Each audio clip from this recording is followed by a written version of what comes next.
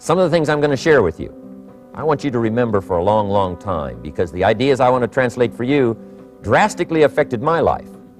So the man who shared with me ideas that changed my life, I want to share with you 3 of those basic subjects.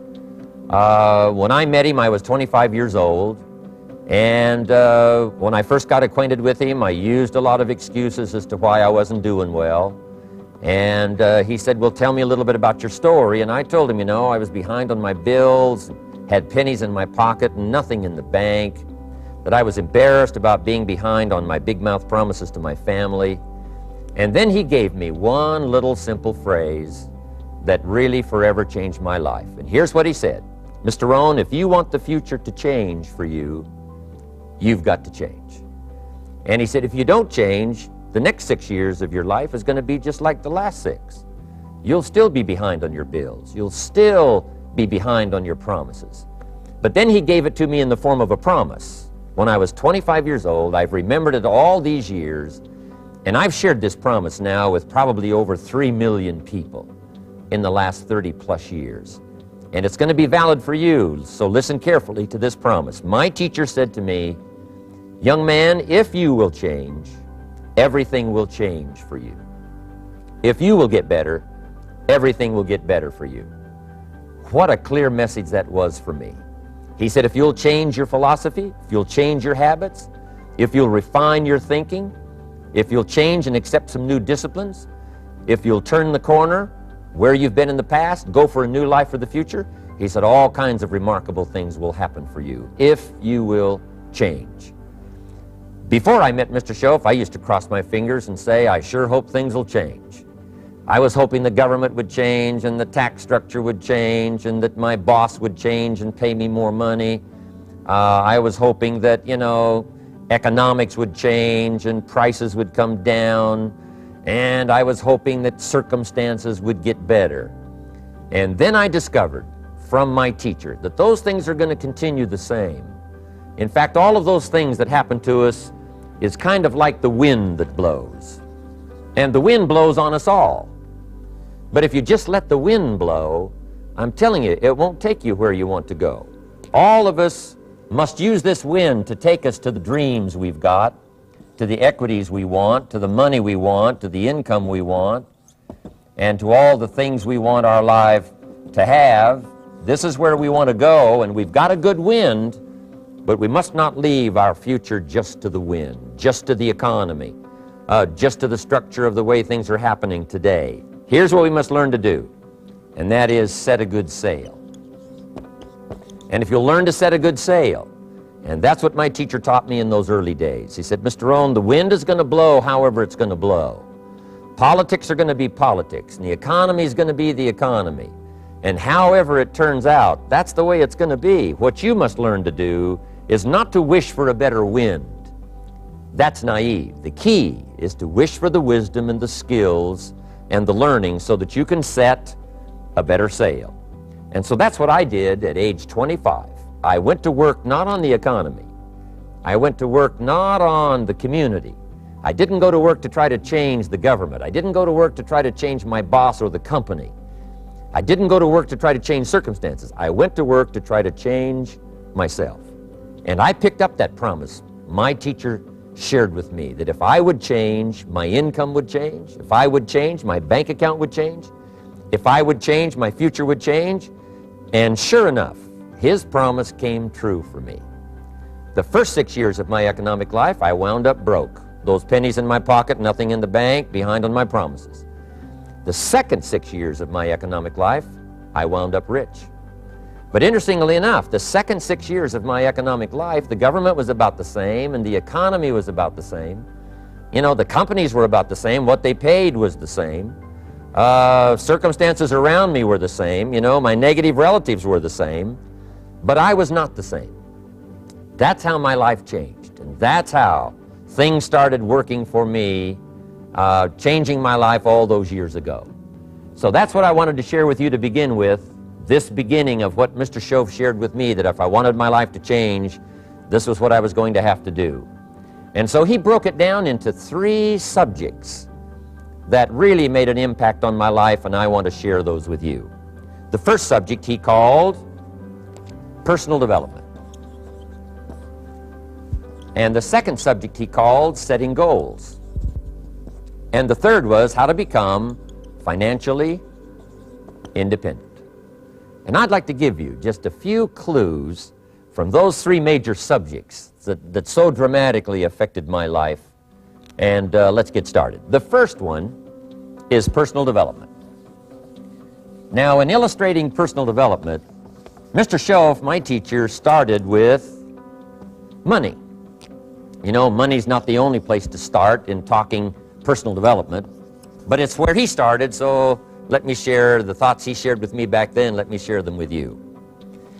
Here's the best lesson I can give you on economics. It's very simple.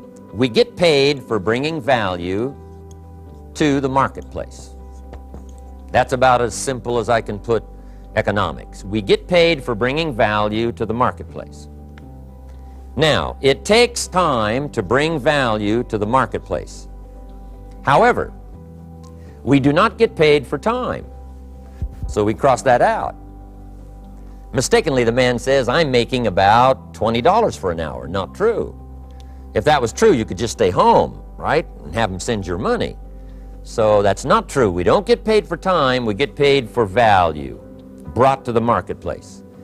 Now, since that's true, here's one of the key questions of my talk to you today. Is it possible to become twice as valuable to the marketplace and make twice as much money in the same time? Is that possible?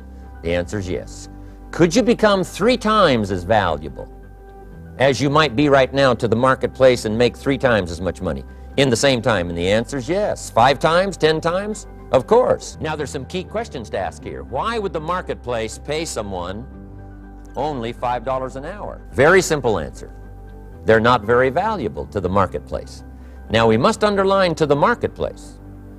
This person might be a very valuable brother, yes. Member of the family, valuable, yes. Valuable member of the church, of course. Valuable citizen of the country, yes. Valuable in the sight of God, no doubt. We're all of equal value in the sight of God.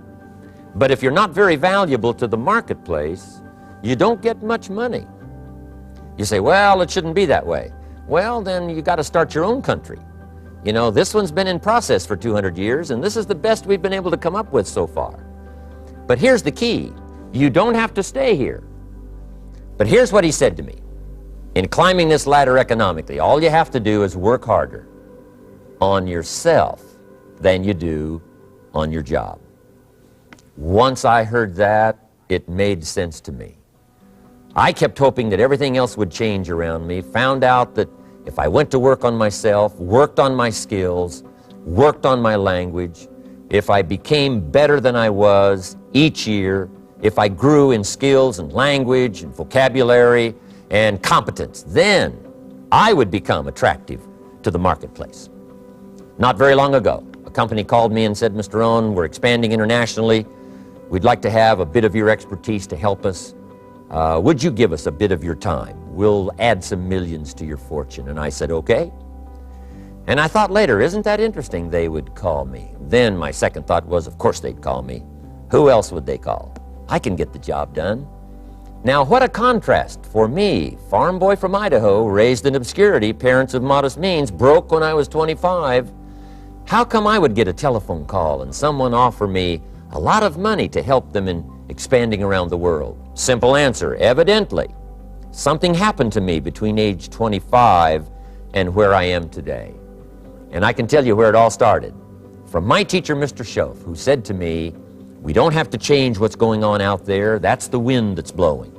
All we have to do is change what's going on in here.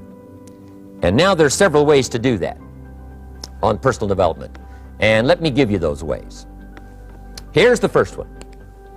We must learn from personal experience. Pretty simple. Learn from what happens to you. Take a look back over the last few months. Did you make some mistakes? How could you correct those for the future? Take a look back over the last year. Have you done it right or done it wrong? Let's correct it for the next year. Learn from your personal experience. Mr. Schoaf asked me when I first met him, he said, Mr. Rohn, how are you doing? You've been out there now 6 years. And I said, I'm not doing very well. He said, I suggest you not do that anymore. What a simple, swift analysis to my situation. He said, if you keep doing it, the next 6 years will be like the last 6. You don't want that to happen. Let's make the changes. So learn from your personal experience. Now here's number 2, why I came to share this video experience with you today. And that, I call it OPE, other people's experiences. That's me, other people. That's your teacher, other people. That's your friends and colleagues, other people. The people you meet that can pass along to you their experiences, what's happened to them, the mistakes they made, how they corrected them, how they changed their health and changed their bank account and changed their income and changed their future. That's it, other people. Now there's 2 kinds of people to learn from. One is failures. It's too bad failures don't give seminars, right? That would be valuable. Bring your notebook, have them tell you how they lost it all and threw it all away, threw their health away and threw their friendships away and things didn't work out well. That would be valuable. But now then we must also learn from positive, people that have done well. They've got the health, and so we ask them, how did you become so healthy? They've got the skills, so we ask them, how did you become this skillful? They've got the income, so we ask them, how did you get here in such a short period of time? So now here's what's important in personal development. In learning from other people, we learn, number 1, by observation. We learn what we see. We watch people that are successful in what they do. In sports, we watch their disciplines. In business, we watch their disciplines. By observation, what we can see. The reason I created this video is something that you could see someone's experiences translated for you. Second, we learn by what we hear. I've got some of my lectures on cassette tapes, so you can take them with you wherever you go and learn by listening. Turn your car into a mobile classroom and listen. And then listen to the sermon on Sunday morning. Listen to the lectures. Listen to the teacher. Listen to someone who's got something good to say. And then number 3 is vitally important on personal development, and that is read all the books you can possibly read in your lifetime. Mr. Schoaf got me started on my library. I've got one of the better libraries. Haven't read everything in it, but I feel smarter just walking in it, my library. At least I was smart enough to buy it. Now I got to be smart enough to read it. And then, of course, I got to be smart enough to decide what's valuable and then do it. But this one is very important. Become a good reader.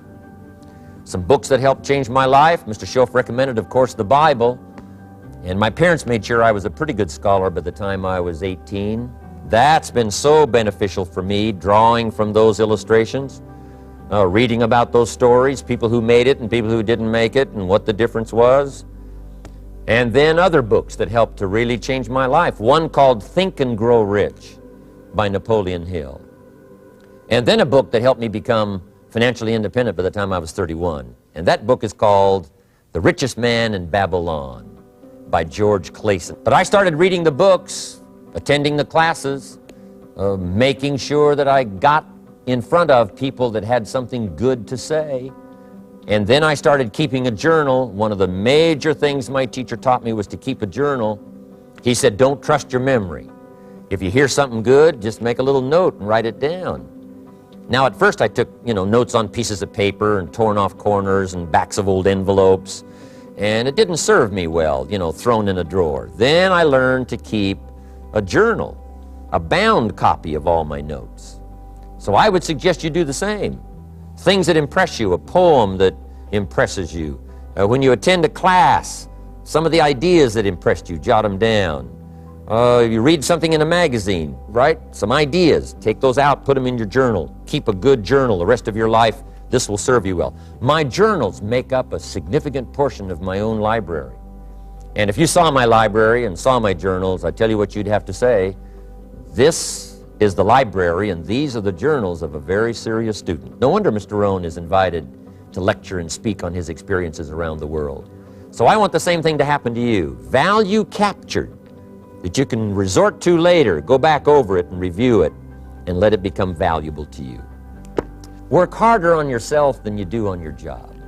Develop the skills, learn the lessons, take the classes, absorb all that is being taught to you these days. And then later on, of course, you can sort it out, what's valuable to you and how to refine it for your business and for your life and for your future. But the main thing is to get it and start this process of personal change, personal development. And let me say it one more time. If you will change, everything will change for you. You'll never be the same. You'll keep growing. As you look back on a few months, look back on a few years, you won't believe the progress you can make economically, your relationship with your family, your friends, and whether you're in sports or economics or whatever. I'm telling you, that whole process of committing yourself for personal change, personal value, can really make your life unique and worthwhile.